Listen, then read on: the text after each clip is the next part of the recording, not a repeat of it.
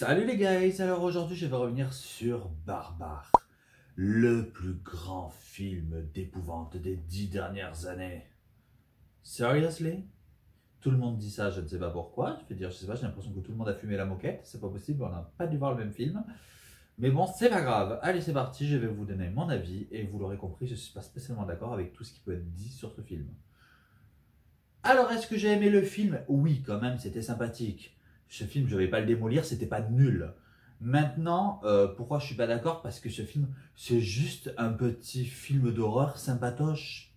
C'est tout. Est-ce qu'il est dans le haut du panier des films d'horreur de cette année? Oui, il est quand même plus dans le haut que dans le bas. Maintenant, c'est pas une masterclass, si tu veux. Je comprends pas tout cet engouement. Alors, les acteurs jouent remarquablement bien. Là-dessus, il y a strictement rien à dire. Georgina Campbell fait carrément le taf. Justin Long aussi. Franchement, à ce niveau-là, il n'y a rien à dire. De bons acteurs dans des films d'horreur, je pense que c'est quand même assez rare pour le souligner. Même si, encore une fois, je trouve que depuis qu'on a eu le Conjuring Universe, tout ça, on fait un peu plus d'efforts pour mettre des acteurs qui savent jouer dans les films d'horreur. Au niveau de la réal, là, pour moi, ça pose un peu plus de problème quand même. On a cette réal qui ne sait pas trop dans quel sens elle veut aller.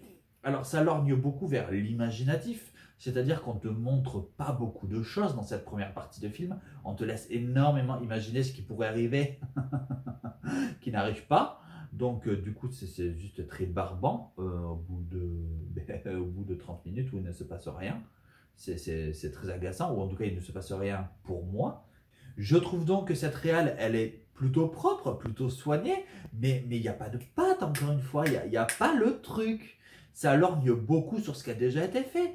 Ça lorgne beaucoup du côté de Rec, je trouve. Encore une fois, ça va beaucoup lorgner du côté de James Wan, du côté de Sinister également. Maintenant, on va pas se mentir, est-ce que la réal et le jeu d'acteur ensemble font le taf? Ouais, ils le font. Parce que franchement, nos acteurs sont bien guidés, ils sont bien menés par un récit qui est plutôt très bon, qui est plutôt vraiment correct.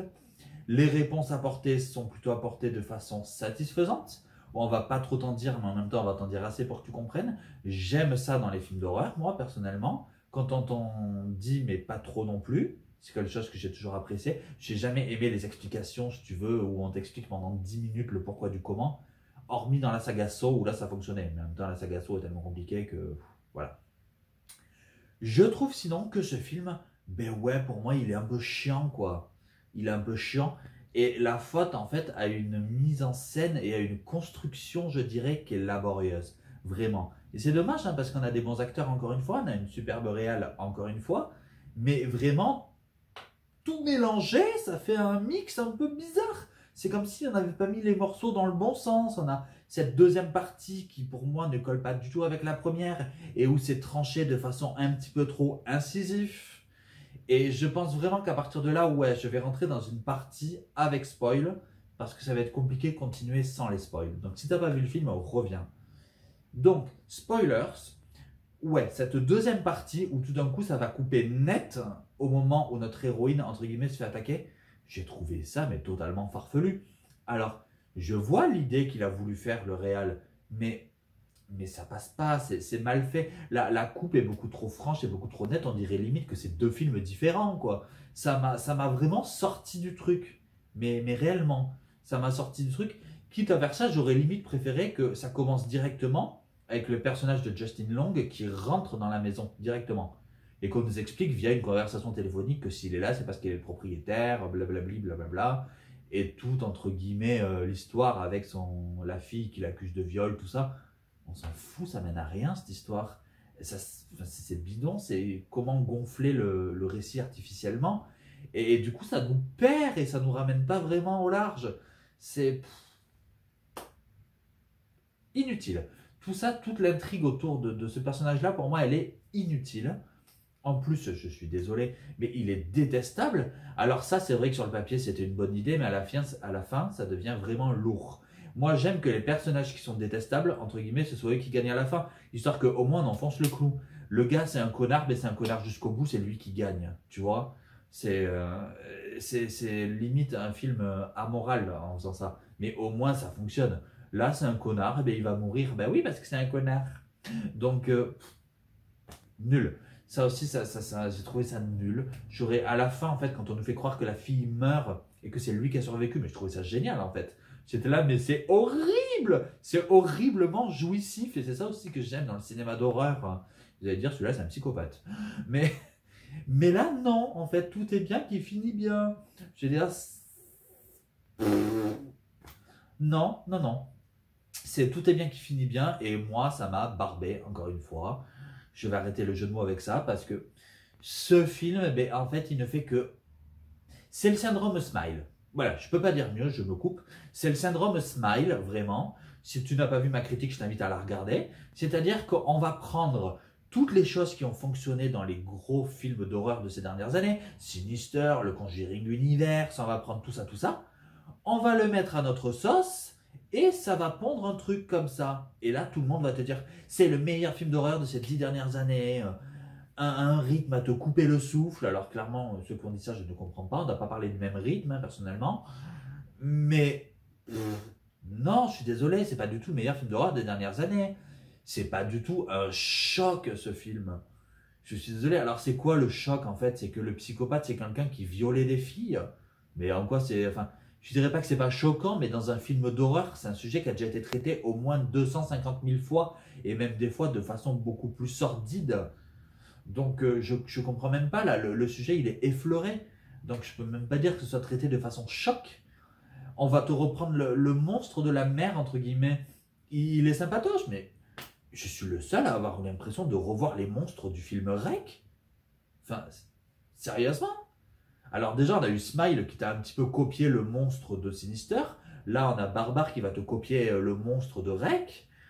Enfin, les gars, si vous avez plus d'inspi, à un moment donné, il faut le dire, mais il faut laisser la place à de vrais scénaristes qui ont de vrais projets totalement inédits et que ce ne soit pas repompé par-ci, par-là. Et c'est vraiment ça ce qui me dérange, encore une fois, c'est que j'ai ce syndrome Smile. C'est-à-dire que oui, c'est un bon film parce que forcément, on va prendre tout ce qui a bien marché ailleurs et on va le remettre ici. Mais ça n'invente rien. Et encore, je trouve que ça invente quand même un chouïa plus que Smile. Mais sinon, ouais, ça n'invente quasiment rien. Donc barbare, ouais, c'est barbant. Et vraiment, moi, je suis désolé. Pour ceux qui suivent ma chaîne, vous le savez, moi, clairement, le dernier choc horrifique que j'ai eu, c'était Malignante. Et je suis parfaitement conscient et je peux carrément entendre que Malignante, c'est soit où on l'adore, soit on le déteste. Il n'y a pas de juste milieu, c'est comme le dernier Matrix. C'est des films, soit on les adore, soit on les déteste. Et moi, je les adore, parce que James Wan, il a fait un nanar horrifique, mais il n'a pas réinventé les codes du nanar horrifique. Il en a réécrit les codes. Et c'est ça la nuance. Barbare, pour moi, c'est un film qui va un petit peu réinventer les codes du thriller horrifique, mais qui va à la rigueur les sublimer par moments, mais il ne va pas du tout les réinventer. Juste les réécrire en chouïa. Donc voilà. Personnellement, pourquoi pour moi, Barbare, ça fonctionne un petit peu, mais pas de ouf. Donc, en conclusion, je n'aurai qu'une chose à dire. Barbare, c'est assez barbant. C'est facile, mais c'est pourtant comme ça que je le ressens. Ok, j'arrête avec les rimes. Si je devais mettre une note à ce film, franchement, quand même, allez, je lui mettrais la note de 7,5 sur 10. Vraiment. Note de 7,5, je peux pas mettre 8 quand même, mais 7,5 sur 10. Voilà, c'est la note que je mettrai à ce film. Est-ce que je vous encourage à le voir? Oui, parce que c'est sympa. Maintenant, si vous vous attendez au film d'horreur de la décennie, non, faut arrêter 3 secondes à un moment donné. C'est pas du tout le cas. Donc voilà. Barbare, c'est sympatoche. C'est à voir, mais pas forcément à avoir. Méditez là-dessus. N'hésitez pas à me dire ce que vous avez pensé de ce film, si vous l'avez vu. N'hésitez pas à liker, n'hésitez pas à commenter, à vous abonner. N'hésitez pas à critiquer, parce que critiquer c'est bien, mais en version originale c'est tellement mieux. Allez, salut!